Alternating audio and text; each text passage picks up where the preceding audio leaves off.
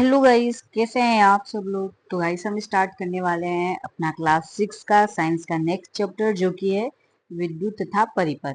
तो इस चैप्टर में हम लोग जो है विद्युत के बारे में पढ़ेंगे, मतलब कि इलेक्ट्रिसिटी, और परिपथ यानी कुंजी जिसको सर्किट बोलते हैं उसके बारे में जानेंगे। तो आइए स्टार्ट करते हैं। हम विद्युत का उपयोग अपने बहुत से कार्यों को आसान करने के लिए करते हैं। उदाहरण के लिए हम विद्युत का उपयोग कुएं से पंप द्वारा जल बाहर निकालते हैं, जमीन की सतह से जल को छत पर रखी हुई टंकी तक पहुंचाने के लिए करते हैं। अन्य कौन कौन से कार्य करते हैं, ठीक है, उसको छोड़ देंगे। अब आगे देख लेते हैं विद्युत सेल। विद्युत सेल क्या होता है? टॉर्च के बल्ब को विद्युत विद्युत सेल से मिलती है। विद्युत सेल का उपयोग विद्युत स्रोत के रूप में अलार्म,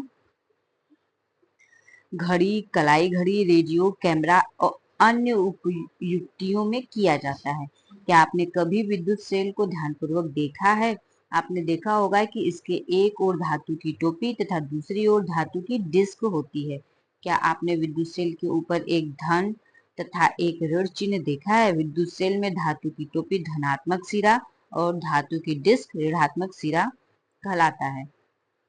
सभी विद्युत सेलों में दो सिरे होते हैं, जिनमें एक धनात्मक टर्मिनल दूसरा ऋणात्मक टर्मिनल होता है। विद्युत सेल से संचित रासायनिक पदार्थों से सेल विद्युत उत्पन्न करता है। जब विद्युत सेल में संचित रासायनिक पदार्थ का इस्तेमाल कर लिए लिए जाते हैं, तब विद्युत सेल विद्युत पैदा नहीं कर सकता है। तब उस विद्युत सेल को एक नए विद्युत सेल से बदलना पड़ता है। एक चेतावनी हम लोग देख लेते हैं। आपने विद्युत पंखों, विद्युत उपकरणों तथा अन्य स्थानों पर इस प्रकार का चिन्ह देखा होगा। दर्शाता है कि विद्युत का उपयोग उचित रूप से न किया जाए तो यह अत्यंत खतरनाक हो सकती है। यदि विद्युत विद्युत युक्तियों को असावधानी पूर्वक बरता जाए तो यह गंभीर चोट अथवा मृत्यु का कारण बन सकती है। अतएव आपको कभी भी विद्युत के तारों तथा सॉकेट के आदि से प्रयोग करने का प्रयत्न नहीं करना चाहिए। यह भी याद रखिए कि सुबाध्य जनरेटर पोर्टेबल जनरेटर द्वारा उत्पन्न विद्युत भी इतनी खतरनाक है। विद्युत संबंधी सभी क्रियाकलापों के लिए केवल साधारण बैटरी का ही उपयोग करना चाहिए।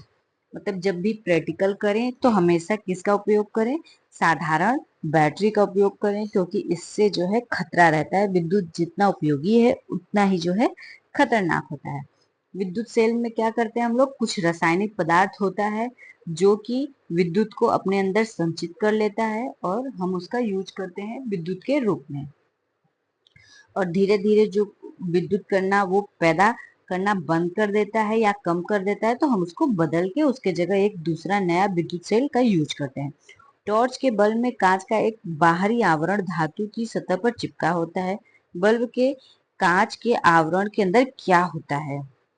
तो बल्ब का ये जैसे एक बल्ब है, तो बल्ब के अंदर का जो आवरण होता है वो कांच का होता है, उसके अंदर क्या होता है? खाली होता है। तो ये जो है एक क्रियाकलाप है जिसमें एक टॉर्च ली जाती है, इसके अंदर बल्ब के भीतर देखते हैं और टॉर्च को स्विच से कनेक्ट करने पे जलाते हैं जब टॉर्च को, तो क्या होता है? बल्ब का भाग दीप्त हो जाता है, मतलब जलने लगता है। प्रकाश उत्सर्जित करने वाले पतले तार को बल्ब का तंतु कहते हैं। यह तंतु दो मोटे तारों के बीच लगा होता है, जिससे चित्र 9.2 यहाँ पे ये एक पतला तार है, ये पतला तार है जिसे हम तंतु कहते हैं। ये दो मोटे तारों के बीच लगा हुआ है। ये दोनों मोटे तार क्या करते हैं? उसके लिए आधार का काम करते हैं। सतह पर धातु के ढांचे से जुड़ा हुआ आधार प्रदान करते हैं। और ये दोनों मोटे तार जो है यहाँ से जो है एक आधार से बल्ब से जो है जुड़े हुए रहते हैं। ठीक है, आगे देखते हैं। बल्ब के आधार पर धातु का ढांचा तथा धातु की नोक बल्ब के दो टर्मिनल हैं। ये दोनों टर्मिनल इस प्रकार लगाए जाते हैं कि ये एक दूसरे को न छुएं। घरों में उपयोग होने वाले विद्युत बल्बों की भी ऐसी ही संरचना होती है। इस प्रकार विद्युत सेल तथा विद्युत बल्ब दोनों में ही दो टर्मिनल होते हैं। ये दो टर्मिनल क्यों होते हैं? विद्युत सेल से जुड़ा हुआ बल्ब, क्योंकि ये टर्मिनल एक धनायन आवेश होता है और एक ऋणायन आवेश, तो इन दोनों को मेंटेन करने के लिए दो टर्मिनल होते हैं। अभी एक और चेतावनी है कि विद्युत सेल के दो टर्मिनलों से जुड़े तारों को स्विच तथा बल्ब जैसे युक्ति को बीच में जोड़े बिना आपस में कदापि न मिलाएं। यदि आप ऐसा करेंगे तो विद्युत सेल के रासायनिक पदार्थ बड़ी तेजी से खर्च हो जाएंगे और सेल कार्य करना बंद कर देगा। मतलब जैसे हम लोग क्या करते हैं, प्लस और माइनस को कभी भी बिना मतलब किसी सर्किट में जोड़े या बल्ब से जोड़े आपस में ही दोनों को नहीं जोड़ना चाहिए। इससे क्या होता है, शॉर्ट करने लगता है और इससे जो होता है कि उनका रासायनिक जो मतलब रसायन पदार्थ होता है जो बिजली उत्पन्न करता है वो धीरे धीरे कमजोर हो जाता है, या कह सकते हैं कि वो खत्म हो जाता है, जिससे बिजली उत्पन्न होना बंद हो जाता है। आगे देखते हैं विद्युत सेल से जुड़ा हुआ बल्ब। विद्युत सेल का उपयोग करने करके एक बल्ब को दीप्तिमान करने का प्रयास करते हैं। दीप्तिमान यानी उसमें खुद का प्रकाश उत्पन्न करने का प्रयास करते हैं। अब यहाँ पे दिया गया है कि विभिन्न रंग के जो है ये एक तरह से क्रियाकलाप है। प्लास्टिक से आवरण जड़ित क्या होता है, विद्युत तार को ले लेते हैं जिसके 4 टुकड़े करते हैं। प्रत्येक तार के टुकड़े के दोनों सिरों को प्लास्टिक आवरण को हटा दीजिए, मतलब किनारे किनारे उसको इस तरह से छील के उसको क्या करेंगे, हम लोग बैटरी से जोड़ देंगे दोनों सिरों को अलग अलग, एक को प्लस से और एक को माइनस से। बल्ब के साथ तारों को जोड़ने के लिए आप विद्युत रोधी टेप मतलब टेप का यूज करते हैं। अब बल्ब तथा विद्युत सेल को अलग अलग 6 भिन्न ढंगों से जोड़िए, मतलब इसको 6 तरह से जोड़ना है। जैसे कि यहाँ पे सर्किट को 6 तरह से जोड़ा गया है। एक को बिना प्लस को जोड़े हुए जोड़ा गया है, एक को सिर्फ दोनों सिराओं को प्लस से, एक को प्लस और माइनस से, दूसरे को प्लस और माइनस से, तीसरे में क्या किया गया, प्लस माइनस से तो जोड़ा गया लेकिन बीच में यहाँ पे खाली छोड़ दिया गया है माइनस वाले भाग में और यहाँ प्लस वाले भाग में। तो अब देख लेते हैं क्या इसमें दर्शाता है। इस प्रकार से जोड़ते हैं तो बल्ब दीप्त है या नहीं, मतलब एफ में जैसे हमने जोड़ा है तो बल्ब क्या होता है, जल जाता है। क्यों? क्योंकि यहाँ पे जो है बल्ब को जलने के लिए प्लस और माइनस दोनों इलेक्ट्रॉन और मतलब इसमें फ्लो होने चाहिए। प्लस और माइनस सिराओं को जब जोड़ेंगे तभी करंट बल्ब में फ्लो होगा और विद्युत फ्लो होगी और बल्ब जलेगा। तो यहाँ पे देखिए सर्किट पूरी अच्छी तरह से जुड़ी हुई है, इसलिए यहाँ पे क्या होता है, करंट फ्लो होता है। लेकिन इसमें यहाँ पे जो है तार छूट गया है, मतलब प्लस सिरा तो जुड़ा है लेकिन माइनस सिरा नहीं जुड़ा है, जिससे इलेक्ट्रॉन फ्लो नहीं हो पाता है और करंट नहीं आता है। और यहाँ पे जो है यहाँ पे प्लस सिरा नहीं जुड़ा है, इसलिए इसमें भी करंट फ्लो नहीं हो रहा है। यहाँ क्या हो रहा है, दोनों ही सिराओं को हमने किससे जोड़ दिया है, माइनस से जोड़ दिया है, प्लस से नहीं जोड़ा है, तो यहाँ भी करंट फ्लो नहीं हो पाएगा। और यहाँ पे दोनों सिराओं को माइनस से जोड़ दिया गया है, प्लस से जोड़ा है, माइनस से नहीं, तो नहीं फ्लो हो रहा है। लेकिन एफ में और ए में क्या हो रहा है, करंट फ्लो हो रही है, क्योंकि इसमें पूरा परिपथ या सर्किट जो है कंप्लीट है। आगे देखते हैं, टर्मिनल तक पहुंचने के लिए पेंसिल को ऊपर उठाना पड़ता है। आगे देखते हैं, क्रियाकलाप 2 में आपने विद्युत सेल के एक टर्मिनल को तार द्वारा बल्ब से होते हुए विद्युत सेल के दूसरे टर्मिनल में जोड़ दिया। तो इसमें यही टर्मिनल यानी इसी को बताया जा रहा है। ठीक है, आगे है विद्युत परिपथ विद्युत सेल के दो टर्मिनलों के बीच विद्युत प्रवाह के संपूर्ण पथ को दर्शाता है। बल्ब केवल तभी दीप्त होता है जब परिपथ में विद्युत धारा प्रवाहित होती है। यदि विद्युत धारा नहीं प्रवाहित होगी तो परिपथ मतलब बल्ब नहीं जल पाएगा।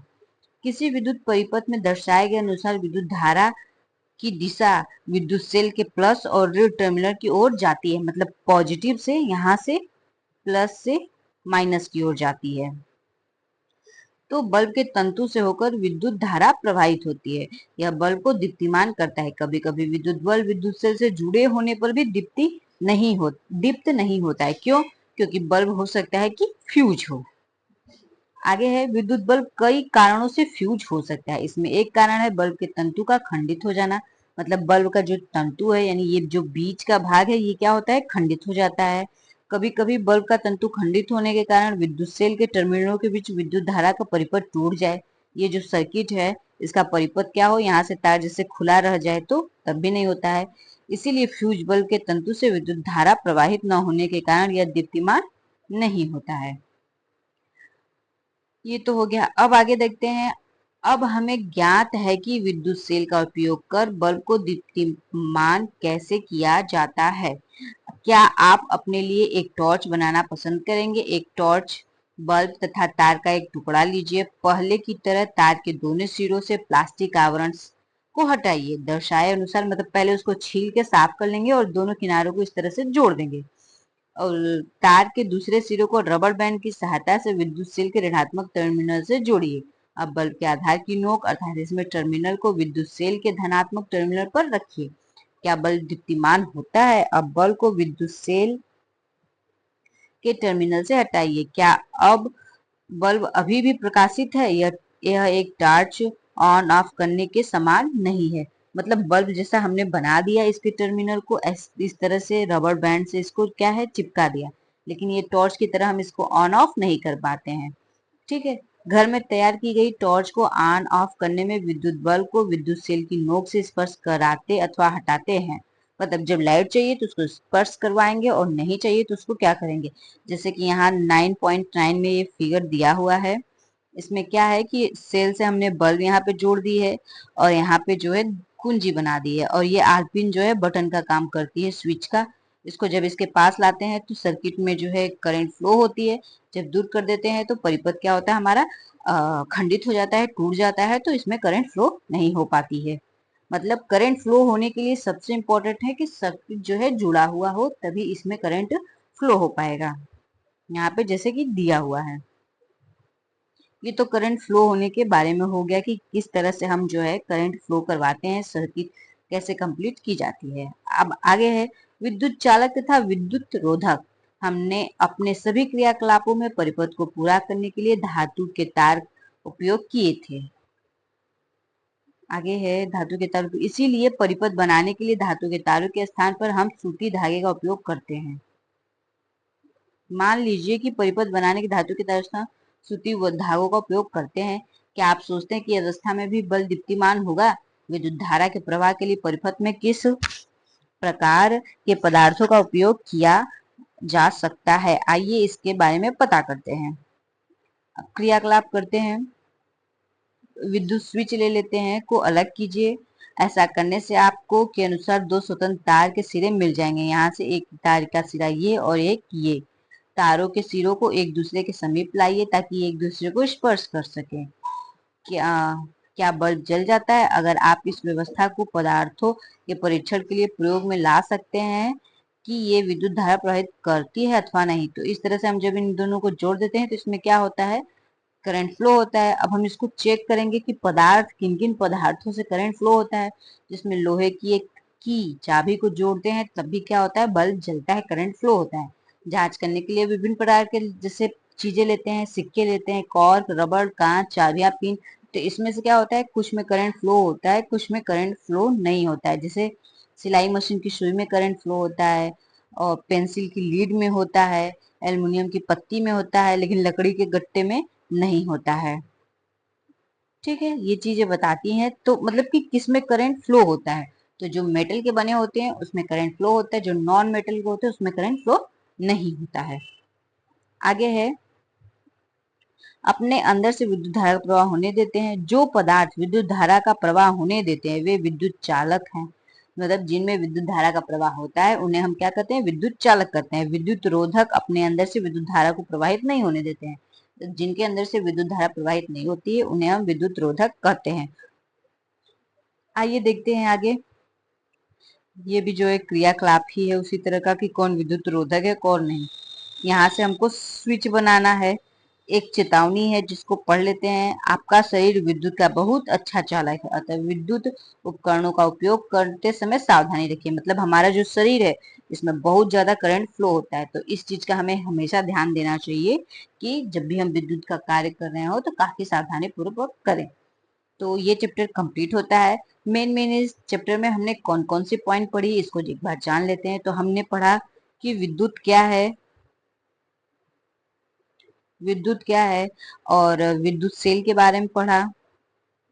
विद्युत सेल किसका बना होता है, इसमें कितने टर्मिनल होते हैं। तो एक पॉजिटिव होता है और एक निगेटिव होता है सेल में, इसको जाना। फिर विद्युत सर्किट या विद्युत परिपथ कैसे बनाते हैं उसको, इसके बारे में जाना। धारा कैसे फ्लो करती है इसके बारे में जान लिया है। तो इस चैप्टर में इतना ही है। अब स्टार्ट करते हैं अगला चैप्टर। अगला जो चैप्टर है वो 10 नंबर का है, और इस चैप्टर में हम लोग चुंबकों द्वारा मनोरंजन, चैप्टर का ये नाम ही है, मतलब नाम से ही पता चल रहा है कि इसमें जो है हम लोग चुंबक के बारे में जानेंगे, चुंबक का कहाँ यूज होता है, कैसे होता है, किन किन जगहों पे चुंबक के यूज करने के फायदे हैं, इन चीजों के बारे में हम लोग जानेंगे। तो आइए स्टार्ट करते हैं। पहेली तथा बूझो ऐसे स्थान पर गए जहां अपशिष्ट कूड़ा कबाड़ पदार्थों के बड़े बड़े ढेर थे। कुछ प्रोत्साहक घटना घट रही थी।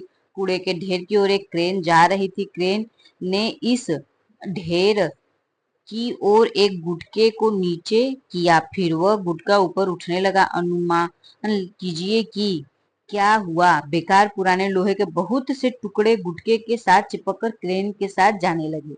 मतलब वो क्रेन में जो ये गुटका लगा है, ये किस चीज का है? तो ये पूरा गुटका क्या है? चुंबक है। और इसी चुंबक के माध्यम से क्या हो रहा है? इसी चुंबक के माध्यम से जो है लोहा इससे आकर्षित होता है और वो क्रेन के टुकड़े के साथ चिपक करके बाहर चला जाता है। आगे देखते हैं। उन्होंने अभी भी चुंबक के बारे में एक अति रोचक पुस्तक पढ़ी थी, परंतु जान गए थे कि क्रेन से अवश्य ही ये चुंबक जुड़ा है जो कि कबाड़ से लोहा चुन रहा है। मतलब क्रेन से क्या जुड़ा हुआ है? चुंबक जुड़ा हुआ है। जैसे चुंबक किसको किसको करता है? पिन को होल्ड करता है और दरवाजे से चिपके जाते हैं। मतलब रेफ्रिजरेटर के जो दरवाजे होते हैं, अलमारी के जो दरवाजे होते हैं, वो सभी लोहे के बने होते हैं और उनसे क्या होता है? चुंबक चिपक जाता है। चुंबक कैसे खोजा गया, इस बारे में हम लोग जानते हैं। कहते हैं कि प्राचीन यूनान में एक गडेरिया रहता था, उसका नाम मैंसर था। वो अपनी भेड़ों तथा बकरियों के झुंड को पास के पहाड़ों पर चराने के लिए ले जाता था। भेड़ों पर नियंत्रण करने के लिए अपने साथ एक छड़ी भी रखता था। छड़ी के एक सिरे पर लोहे की टोपी लगी रहती थी। एक दिन पहाड़ पर एक चट्टान के ऊपर इस छड़ी को उठाने में उसे बहुत जोर लगाना पड़ा।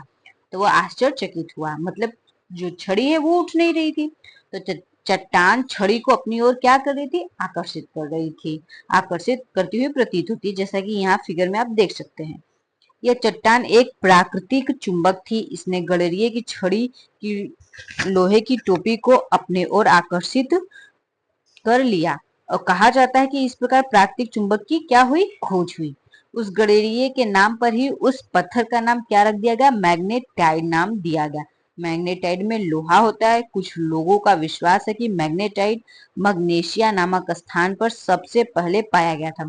तो यहाँ से एक क्वेश्चन बन सकता है कि मैग्नेटाइट जो है सबसे पहले कहाँ पाया गया था?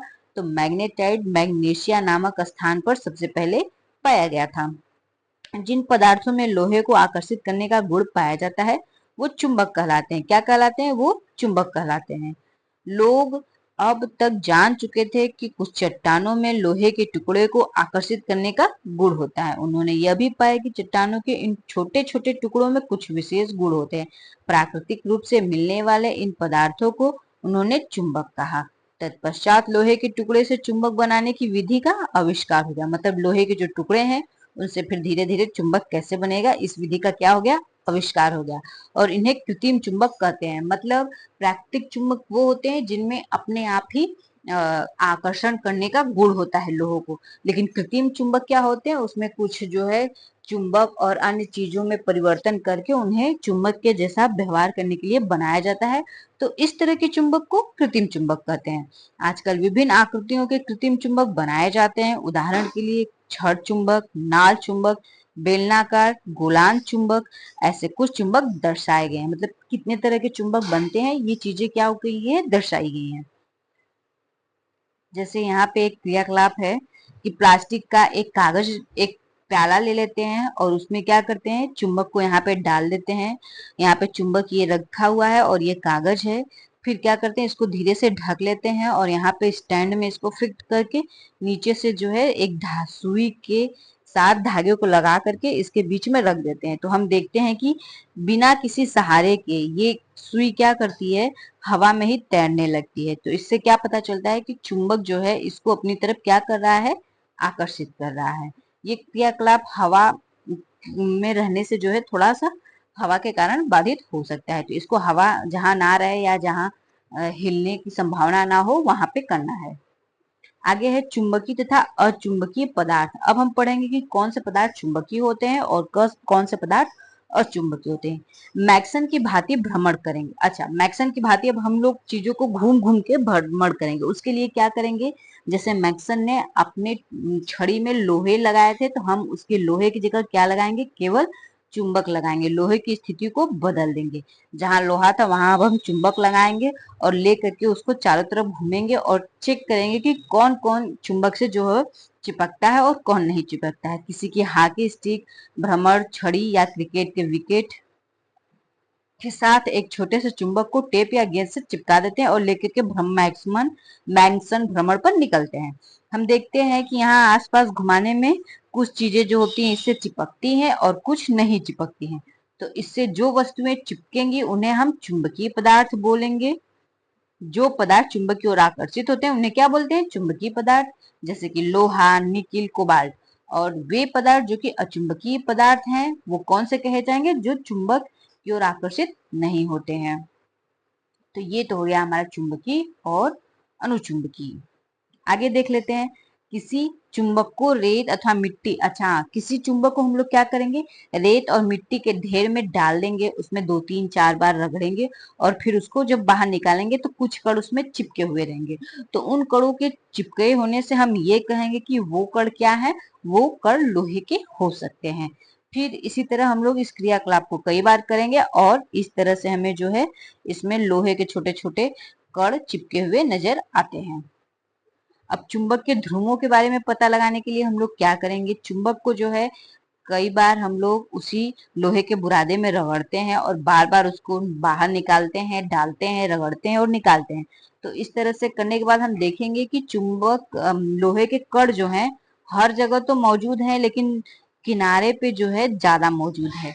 किनारे पे ज्यादा मौजूद होने से इससे हम कह सकते हैं कि चुंबक अपने किनारे पे क्या होता है? ज्यादा ही चुंबकत्व प्रदर्शित करता है। मतलब उसके वस्तुओं को आकर्षित करने की क्षमता जो होती है उसके किनारों पर ज्यादा होती है। ये क्रिया, ये चीज इसमें बताई है कि बार बार करने पे हम लोग ऐसा देखते हैं। चुंबक से लोहे के बुरादे के चिपकने के ढंग का आरेखन बनाई था। ये तो ठीक है, आरेखन बनाने के लिए हमने ज्ञात किया है कि अधिकतर लोहे का बुरादा छड़ चुंबक के दोनों सिरों पर चिपका है। चुंबक के ध्रुव इन सिरों को के नजदीक होते हैं। कक्षा में विभिन्न आकृतियों के चुंबकों को लाने का प्रयास कीजिए। लोहे के बुरादे का उपयोग करके इन चुंबकों के ध्रुवों की स्थिति की जांच कीजिए। दिशा ज्ञात करना। अब चुंबक के माध्यम से कैसे हम दिशा ज्ञात करते हैं इस चीज को भी जान लेते हैं। प्राचीन समय से ही लोग चुंबकों के बारे में जानते थे। चुंबक के बहुत से गुण भी उन्हें ज्ञात थे। आपने चुंबकों के उपयोग के बारे में अनेक रोचक कहानियां अवश्य सुनी होंगी। एक ऐसी ही कहानी है कि चीन के एक सम्राट थे जिनका नाम हुआंग टी था। कहा जाता है कि उनके पास एक ऐसा रथ था जिसमें एक मूर्ति, महिला की मूर्ति थी। मूर्ति किसी भी दिशा में घूम सकती थी।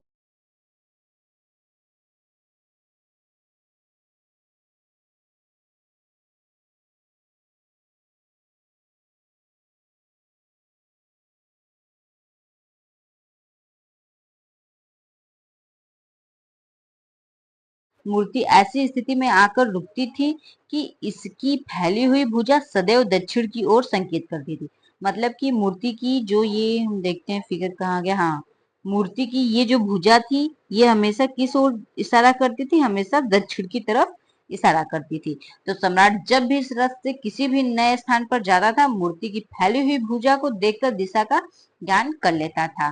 कैसे ज्ञान करता था? क्योंकि चुंबक में ये गुण होता है कि चुंबक का दोनों सिरा जो है उत्तर और दक्षिण दो दिशा में घुमा रहता है, जिससे कि दिशा का ज्ञान होता है। और राजा क्या करता था? उसे अपनी गाड़ी पे लगाया रहता था जिससे चुंबक का महिला का फैला हुआ हाथ जो है हमेशा दक्षिण की दिशा की तरफ संकेत करता था। अब यहाँ पे एक क्रियाकलाप है कि जैसे चुंबक को हमने एक धागे से बांध करके इसको घुमा के छोड़ दिया है।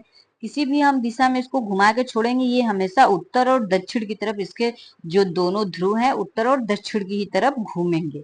तो इसी के आधार पे जो है कंपास बना हुआ है। पुराने समय में लोग इसी का यूज करते थे। समय में जैसे घूमने उमने जाते थे या दिशा का ज्ञान करना होता था तो वो लोग कंपास का ही यूज करते थे। यहाँ पे देखिए कंपास का ये फिगर बना हुआ है। कंपास में एक डायल रहता था जिसमें जो है यहाँ पे दिशा लिखी हुई रहती थी और सुई क्या करती थी? सुई को मतलब कंपास को किसी भी डायरेक्शन में घुमाइए ये हमेशा उत्तर और दक्षिण दिशा में ही घूमती थी।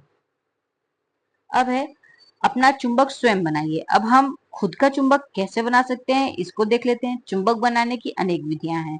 हम सरलतम विधि सीखेंगे। लोहे का एक आयताकार टुकड़ा लीजिए, इसे मेज पर रखिए। अब एक छड़ चुंबक लीजिए तथा इसका कोई एक ध्रुव लोहे की छड़ के एक सिरे पर रखिए। चुंबक को बिना हटाए इसे लोहे की एक छड़ से दूसरे सिरे तक ले जाइए।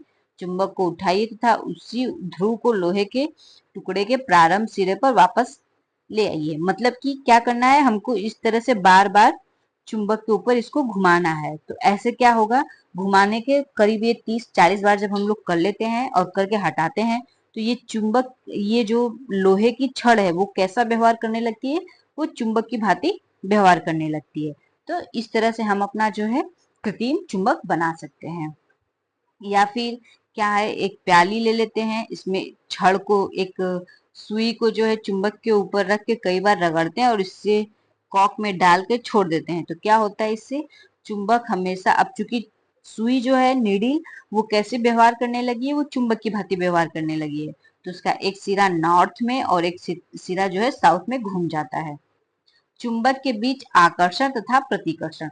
चुंबक के बीच, चुंबक के अंदर जो है आकर्षण का तो गुण होता ही है, लेकिन प्रतिकर्षण का गुण होता है। कब कब होता है ये चीज को हम जानेंगे। तो जब जैसे चुंबक है, चुंबक का एक हो गया साउथ, एक हो गया नॉर्थ पोल और एक हो गया साउथ।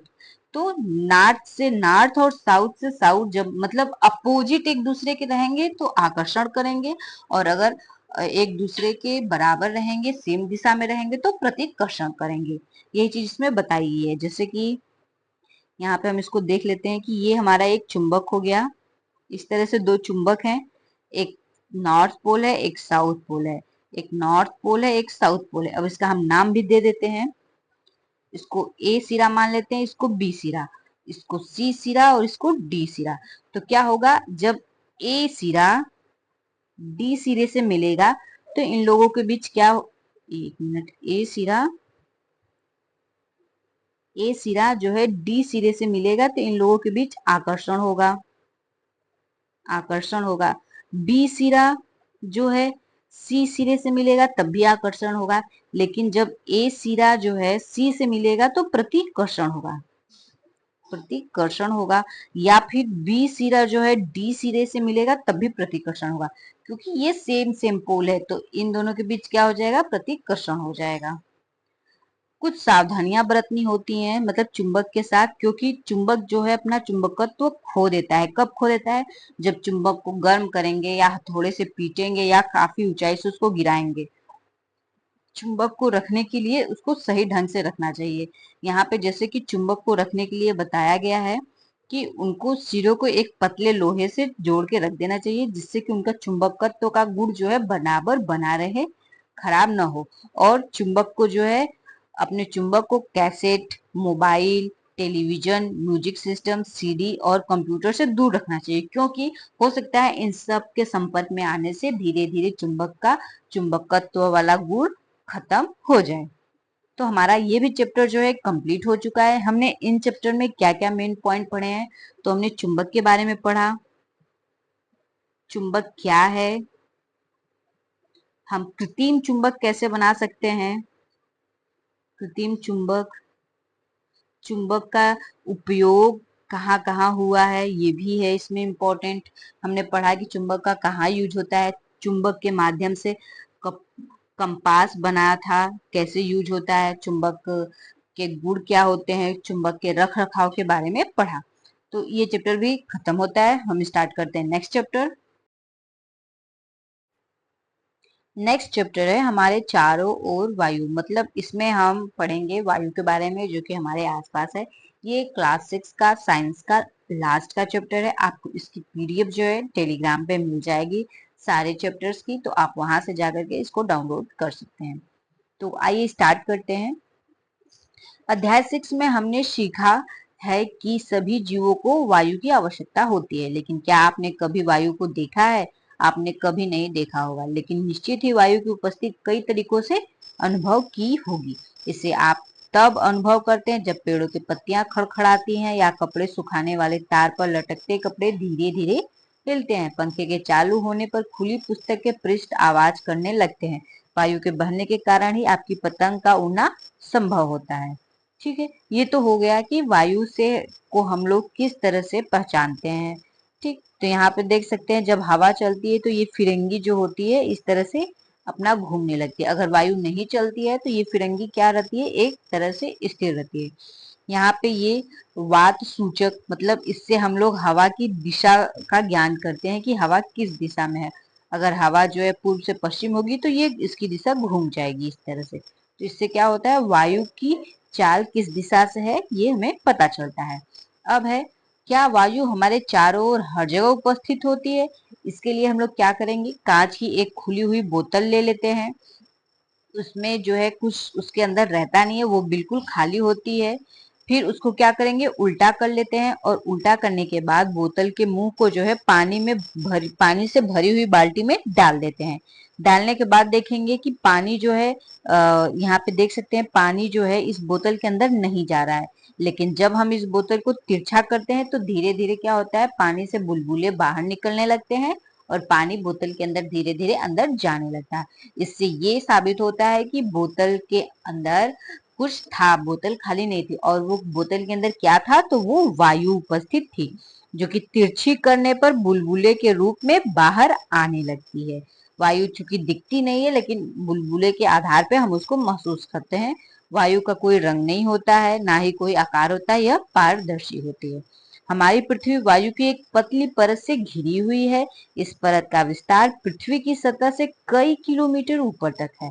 इसे क्या कहते हैं, इसे वायुमंडल कहते हैं। मतलब पृथ्वी जो है वायु की एक पतली परत से घिरी हुई है, जिसको हम क्या कहते हैं, वायुमंडल कहते हैं। ये पतली परत कई किलोमीटर तक रहती है। जैसे जैसे हम वायुमंडल में पृथ्वी के तल से ऊपर की ओर जाते हैं, वायु विरल होती जाती है। मतलब पृथ्वी के तल पे वायु क्या होती है, सघन होती है, और जैसे जैसे हम तल से ऊपर जाते जाते हैं वायु क्या हो जाती है, विरल हो जाती है। अब आपके विचार में आ रहा होगा कि पर्वतारोही ऊंचे पर्वतों पर चढ़ते समय ऑक्सीजन का सिलेंडर अपने साथ क्यों ले जाते हैं? क्योंकि वायु विरल हो जाती है तो सांस लेने में काफी ज्यादा दिक्कत होती है। इस वजह से पर्वतारोही अपने साथ आसानी से सांस ले सके सिलेंडर ले जाते हैं ऑक्सीजन की। वायु किससे बनती है? 18वीं शताब्दी तक लोग सोचते थे कि वायु केवल एक ही पदार्थ है। प्रयोगों से यह सिद्ध हो गया कि वास्तव में ऐसा नहीं है। वायु अनेक गैसों का एक मिश्रण है। यह मिश्रण कई प्रकार का हो सकता है। एक एक करके इन मिश्रण के मुख्य अवयवों के बारे में हम लोग पता लगाते हैं। पहला, जल वाष्प। वायु में बहुत चीजों से मिलके बनता है। तो जल वाष्प से कैसे, हमने पढ़ा है कि वायु में जल वाष्प विद्यमान होती है। हमने यह भी देखा है कि जब वायु किसी ठंड पृष्ठ के संपर्क में आती है तो उसमें उपस्थित जलवाष्प ठंडी होकर संघनित हो जाती है तथा जल की बूंद बूंद ठंडे पृष्ठ पर दिखाई देती है। जैसे कि अभी फ्रिज का, हम लोग फ्रिज से एक बोतल निकालते हैं पानी का जिसमें ठंडा पानी भरा हुआ रहता है, और धीरे धीरे इधर से क्या होता है, हवा जाती है और इससे जब टकराती है तो वायु का ये जो सरफेस है, वायु का ये सरफेस, इस पे क्या होता है, छोटी छोटी इस तरह से हमें जो है बूंदे दिखाई देने लगती है। ये बूंदे कहाँ से आती हैं पानी की? क्या बोतल से पानी लीक करता है? नहीं, ये जो हवा होती है, इस हवा में जो वायु में जो जलवाष्प होता है वही संघनित होकर के, यानी कि ठंडा होकर के क्या होता है, बूंदों के रूप में बन जाता है। तो इससे ये पता चलता है कि वायु में जलवाष्प क्या था, उपस्थित था। आगे है, अपने शिक्षक की उपस्थिति में एक समान लंबाई की दो मोमबत्ती ले लीजिए। अब दो मोमबत्ती लेने के बाद क्या करना है, एक को जो है कागज की ग्लास से ढक देना है और दूसरी को छोड़ देना है। जो कागज की ग्लास से ढकी हुई मोमबत्ती होती है वो थोड़ी देर के बाद जो होती है क्या होती है, बुझ जाती है। और जो गिलास से ढकी हुई नहीं रहती है वो क्या होती है, वो जलती रहती है। ऐसा क्यों होता है? क्योंकि इससे ये प्रतीत होता है कि गिलास से ढकी मोमबत्ती इसलिए बुझ जाती है क्योंकि वायु का वह घटक जो मोमबत्ती के जलने में सहायक होता है वह सीमित है, क्योंकि गिलास से ढकी है। अब जैसे ये गिलास से ढकी है तो इसमें जितना ही वायु के जलने वाला तत्व होगा वो उतनी देर जलेगा, लेकिन इसको क्या हो रहा है, इसको हर तरह से वो तत्व मिलता जा रहा है। इसका तत्व सीमित है, इस वजह से ये बुझ जाती है, और इसका तत्व ज्यादा है, इस वजह से ये जलती रहती है। और वो तत्व जो कि वायु के जलने में सहायक होता है उसको हम क्या कहते हैं, ऑक्सीजन कहते हैं। मतलब ऑक्सीजन क्या करता है, वायु आग को बढ़ाने में, आग को जलने में सहायता करता है। अब नाइट्रोजन की बात करते हैं। मोमबत्ती के बुझने के बाद भी क्या आपने यह देखा है कि वायु का एक बड़ा भाग अभी भी गिलास में शेष है, रह जाता है। यह सूचित करता है कि वायु के कुछ अवयव जलने में सहायक नहीं होते हैं। वायु का एक बड़ा भाग जो मोमबत्ती के जलने में उपयोग नहीं होता है, नाइट्रोजन कहलाता है। मतलब कि जब हम एक ट्रांसपेरेंट ग्लास ले लेते हैं, उसको जब इस तरह से ढक देते हैं मोमबत्ती पे, तो कुछ देर तो मोमबत्ती जलता है जब तक वो तत्व रहता है, लेकिन जब वो तत्व धीरे धीरे खत्म हो जाता है तो उसमें धुआं धुआं जैसे रहता है। तो इससे ये लगता है कि अभी भी वायु मतलब ग्लास में जो वायु है उसमें कुछ तत्व क्या है, उपस्थित है, जो कि क्या है, नाइट्रोजन है। अब कार्बन डाइऑक्साइड की बात कर लेते हैं। एक बंद कमरे में जब कोई पदार्थ जल रहा होता है तो शायद आपने घुटन महसूस की होगी। इस घुटन कमरे में कार्बन डाइऑक्साइड की अधिक मात्रा एकत्र होने के कारण हुई, जो कि लगातार किसी वस्तु के जलने के कारण बनती है।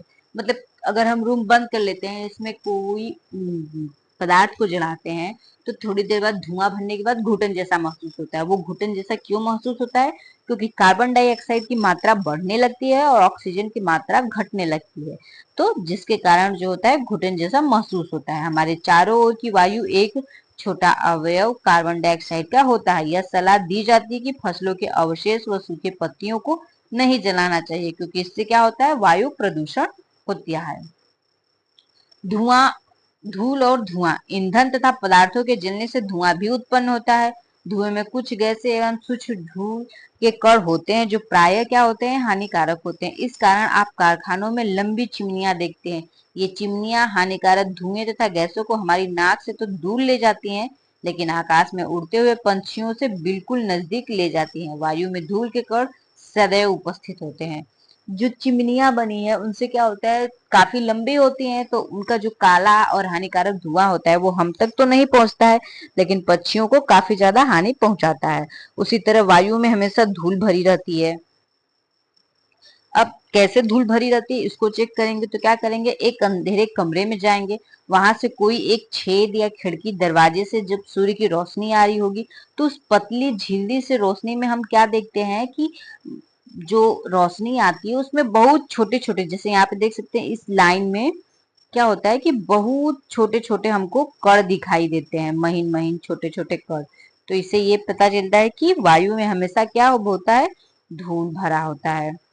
जब हम नाक से सांस लेते हैं तो हम वायु अंदर लेते हैं। धूल के कणों को श्वसन तंत्र में जाने से रोकने के लिए हमारी नाक में छोटे छोटे बाल तथा श्लेष्मा उपस्थित होते हैं। क्या आप उस पल को याद कर सकते हैं जब आपके अभिभावक ने आपको मुंह से सांस लेने के कारण डांटा हो? मतलब नाक में जो है हमारे छोटे छोटे बाल होते हैं और श्लेष्मा उपस्थित होता है। यहाँ से क्वेश्चन आ सकता है कि श्लेष्मा कहाँ पे उपस्थित होता है और उसका कार्य क्या है। तो श्लेष्मा नाक में उपस्थित होता है। वो हमारे नाक में जाने वाले हवा के साथ जो हानिकारक धूल कण के छोटे छोटे कण होते हैं उनको क्या करता है, चिपका लेता है या रोक देता है, अंदर नहीं जाने देता है। मुंह से जब हम सांस लेते हैं तो जितने भी सारे धूल कण वायु में उपस्थित होते हैं जो हमारे अंदर जाते हैं वो सीधे हमारे शरीर के अंदर हो जाते हैं। तो इसीलिए इन धूल कणों को शरीर में प्रवेश से रोकने के लिए जो है हमें हमेशा नाक से सांस लेनी चाहिए। इससे यह निष्कर्ष निकलता है कि वायु में कुछ गैसें, जलवाष्प, धूल के कण विद्यमान होते हैं। वायु में मुख्यतः नाइट्रोजन, ऑक्सीजन, थोड़ी मात्रा में कार्बन डाइऑक्साइड तथा इससे भी कम मात्रा में अन्य गैसों का मिश्रण होता है। तथापि वायु की संरचना में स्थानीय भिन्नता हो सकती है। मतलब कहीं ऑक्सीजन थोड़ा कम हो सकता है, कार्बन डाइऑक्साइड ज्यादा हो सकता है, लेकिन हमेशा पूरा रेशियो लिया जाता है तो नाइट्रोजन सबसे ज्यादा होता है, उसके बाद ऑक्सीजन होता है, थोड़ी सी मात्रा कार्बन डाइऑक्साइड की होती है और सबसे कम मात्रा अन्य गैसों की हो जाती है। यहाँ पे हम देख सकते हैं कि नाइट्रोजन जो है इतना पूरा जो है इतना परसेंट क्या होता है, नाइट्रोजन होता है। कितना परसेंट होता है टोटल? अगर हम यहाँ पे देख लें नाइट्रोजन को तो यहाँ पे की मात्रा होती है, नाइट्रोजन 21% जो होता है कार्बन डाइऑक्साइड होता है और 1% अन्य गैस होती है। 78% क्या होता है, नाइट्रोजन होता है। आगे देख लेते हैं किस आगे है पानी तथा मिट्टी में रहने वाले जीवों और पौधों को ऑक्सीजन कैसे मिलता है। इसका पता लगाने के लिए हम लोग क्या करेंगे, किसी धातु का बर्तन या कांच के बर्तन में थोड़ा पानी लेंगे, धीरे धीरे गर्म करेंगे। पानी के उबलने से पहले सावधानी पूर्वक पात्र के अंदर की सतह को देखेंगे। तो क्या देखते हैं, पेंदी में हमको छोटे छोटे छोटे बुलबुले दिखाई देते हैं। तो ये बुलबुले पानी में घुली हुई वायु के कारण बनते हैं। जब आप पानी को गर्म करते हैं तो घुली हुई वायु क्या होती है, बुलबुले के रूप में बाहर आने लगती है। आपको पानी यदि और गर्म करते हैं तो पानी वाष्प में परिवर्तित हो जाता है, अतः उबलने लगता है। हमने अध्याय 5 और 6 में पढ़ा है कि जो जीव पानी में रहते हैं वो श्वसन के लिए पानी में घुली ऑक्सीजन का उपयोग करते हैं। इससे हमें पता चलता है कि पानी में क्या है, पानी में जो है हवा है और हमें कैसे दिखी है, बुलबुले के रूप में। और इन्हीं हवाओं का जो है जल में रहने वाले जीव क्या करते हैं, उपयोग करते हैं सांस लेने में। जो जीव गहरी मिट्टी के अंदर होते हैं उन्हें भी सांस के लिए ऑक्सीजन की आवश्यकता होती है। ऐसा नहीं है कि वे सभी श्वसन क्रिया के लिए आवश्यक वायु कहाँ से प्राप्त करते हैं। अब कैसे मिट्टी के अंदर रहने वाले वायु कैसे श्वसन करते हैं, वायु उनको कैसे प्राप्त होती है, आइए इस चीज को जानते हैं। मिट्टी से बुलबुले निकलते हुए देखते हैं। ये बुलबुले संकेत करते हैं कि मिट्टी में वायु है। कैसे, एक बीकर या कांच के गिलास में सूखी मिट्टी का एक ढेला ले लीजिए, उसमें पानी डालिए और अवलोकन कीजिए। जब सूखी हुई मिट्टी है, जब हम उसमें पानी डालते हैं तो क्या होता है, उसमें से भी ढेर सारे, जैसे यहाँ पे डालते हैं और यहाँ पे हमें ढेर सारे बुलबुले इस तरह से दिखाई देते हैं। तो ये बुलबुले क्या है, ये बुलबुले जो है हवा है। तो हमें क्या दिखाई देती है, हमें हवा दिखाई देती है, जिससे ये पता चलता है कि मिट्टी के अंदर पाए जाने वाले जीव एवं पौधों की जड़ें श्वसन के लिए वायु का उपयोग करती हैं, जो कि मिट्टी में बना, मतलब मिट्टी के अंदर ही रहता है। मिट्टी के जीव गहरी मिट्टी में बहुत सी मात तथा छिद्र बना लेते हैं। इन छिद्रों के द्वारा वायु को अंदर व बाहर जाने के लिए जब जगह उपलब्ध हो जाती है, लेकिन जब भारी वर्षा होती है तो इन छिद्रों एवं मादों में वायु की जगह पानी भर जाता है। इस स्थिति में जमीन के अंदर रहने वाले जीवों को सांस लेने के लिए जमीन पर आना पड़ता है। क्या यही कारण है कि केचुए केवल भारी वर्षा के समय ही जमीन से बाहर आते हैं? क्या आपने कभी सोचा है कि सारे जीवों द्वारा ऑक्सीजन का उपयोग करने के बावजूद वायुमंडल की ऑक्सीजन समाप्त क्यों नहीं होती? तो आइए जानते हैं कि वायुमंडल में ऑक्सीजन कैसे प्रतिस्थापित होती है। अध्याय 7 में, यानी हमने इसके पिछले चैप्टर में पढ़ा है कि पौधे क्या करते हैं, प्रकाश संश्लेषण करते हैं। और प्रकाश संश्लेषण क्यों करते हैं, क्योंकि वो अपना भोजन स्वयं बनाते हैं। प्रकाश संश्लेषण की क्रिया में ऑक्सीजन क्या होता है, उत्पन्न होता है। पौधे श्वसन में ऑक्सीजन का उपयोग करते हैं, परंतु उपयोग की गई ऑक्सीजन की तुलना में वे अधिक ऑक्सीजन उत्पन्न करते हैं। जैसा कि हम लोग ये पढ़ते हैं कि पौधे प्रकाश संश्लेषण के समय कार्बन डाइऑक्साइड का उपयोग करते हैं। तो कार्बन डाइऑक्साइड का तो उपयोग अधिक मात्रा में करते हैं और ऑक्सीजन का भी उपयोग करते हैं, लेकिन ऑक्सीजन का उपयोग जो है बहुत कम मात्रा में करते हैं। और कम मात्रा में उपयोग जितना करते हैं उससे कहीं ज्यादा वो वापस ऑक्सीजन देते भी हैं। तो इस कारण हम कह सकते हैं कि पौधे क्या करते हैं, ऑक्सीजन उपलब्ध करते हैं। यह वास्तविकता है कि जंतु पौधों के बिना जीवित नहीं रह सकते।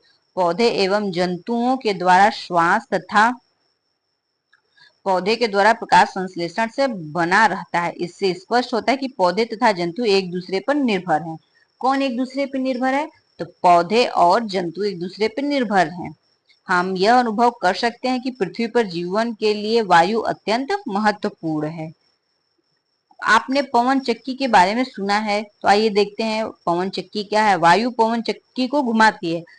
वायु जो है इस पवन चक्की को घुमाती है। पवन चक्की का उपयोग ट्यूबवेल से पानी बाहर निकालने तथा आटा चक्की को चलाने में होता है। पवन चक्की से विद्युत भी उत्पन्न होता है। वायु नाव को खेने में, ग्लाइडर, पैराशूट तथा हवाई जहाज को चलाने में सहायता करती है। पक्षी, चमगादड़, कीड़े वायु की उपस्थिति के कारण ही उड़ पाते हैं। वायु बहुत से पौधों के बीजों तथा फूलों के पराग कणों को इधर उधर फैलाने में भी सहायक होती है। जल चक्र में वायु एक महत्वपूर्ण भूमिका निभाती है। जो पृथ्वी का जल चक्र है उसमें वायु क्या करती है, एक महत्वपूर्ण भूमिका निभाती है। कोई भी पौधा सूख चुका है तो हवा से क्या होते हैं, उसके बीज काफी दूर तक चले जाते हैं, जिससे वो क्या होता है, उसके बीज जो है अधिक क्षेत्र में फैले रहते हैं। तो इस तरह से ये भी चैप्टर जो है हमारा कंप्लीट हुआ। अब हम जान लेते हैं कि इस चैप्टर में हमने क्या पढ़ा। इस चैप्टर में हमने वायु, अपने चारों तरफ वायु है या नहीं, इस चीज को जाना है। वायु किन किन तत्वों का मिश्रण है, इसको बारे में भी हमने जाना। वायु में क्या क्या उपस्थित होता है, तो वायु में जो है जल वाष्प होता है, जल वाष्प होता है, नाइट्रोजन होता है, ऑक्सीजन होता है, ऑक्सीजन होता है, और क्या होता है, कार्बन डाइऑक्साइड, जिसको CO2 बोलते हैं। तो ये सारी गैसें जो होती है वायु में उपस्थित होती है। अब प्लस और क्या होता है, धूल होता है, धूल, धूल भी उपस्थित होते हैं। ठीक, तो ये हो गया क्लास 6 का जो साइंस का था पूरा चैप्टर हमने कंप्लीट कर लिया है। अब इसके आगे हम लोग जो है क्लास 7 का स्टार्ट करेंगे। तो अगर आपको ये वीडियो अच्छी लगी हो तो लाइक करिएगा, चैनल को सब्सक्राइब कर दीजिएगा और शेयर भी कर दीजिएगा। कमेंट जरूर करिएगा दोस्तों। Thank you.